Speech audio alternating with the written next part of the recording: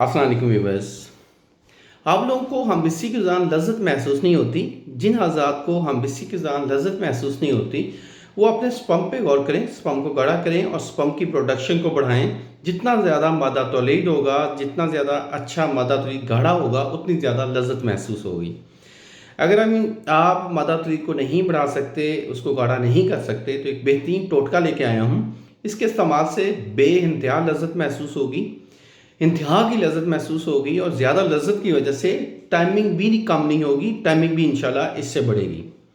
आप लोगों ने करना क्या है जी, कबाबा, दालचीनी और आकरकरा, ये तीनों चीज़ें हर्बल स्टोर से आपको आसानी से मिल जाएंगी। चीज़ें दोबारा नोट फरमा लें, कबाबा, दालचीनी और आकरकरा, ये तीनों चीज़ें आप किसी भी हर्बल स्टोर से ले लें। इन तीनों चीज़ों का आप सफूफ करें और शहद की मदद से इसका पेस्ट बना लें। ये वाली आपने हशफा यानी कि अपने जो नफ्स है उसकी कैप छोड़नी है। कैप छोड़ के ऊपर नीचे साइडों पे पूरे आपने नफ्स के ऊपर मसाज करना है। मसाज करके उसको लेप करके उसको छोड़ दें।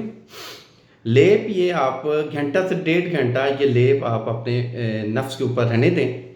1.5 घंटे बाद इसको नॉर्मल टेम्परेचर वाले पानी से आप इसको वॉश कर लें। वॉश करने के तकरीबन 10-15 मिनट बाद हम बिस्सी करें, इंतहा की लज़्ज़त महसूस होगी, बेइंतहा लज़्ज़त महसूस होगी। अमसाक भी हर दर्जे का पैदा होगा, यानी कि शहवत भी ठीक ठाक आएगी, नफ्स में अकड़ाव ठीक ठाक आएगा।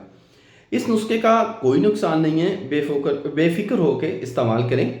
जिन हज़रात को स्किन सेंसिटिविटी का मसला है, जिन हज़रात की स्किन सेंसिटिव है या जिनको मसाइल हैं काफ़ी सारे ख़ारिश वगैरह के या खून ख़राब रहता है, तो वो ये वाला नुस्खा इस्तेमाल मत करें।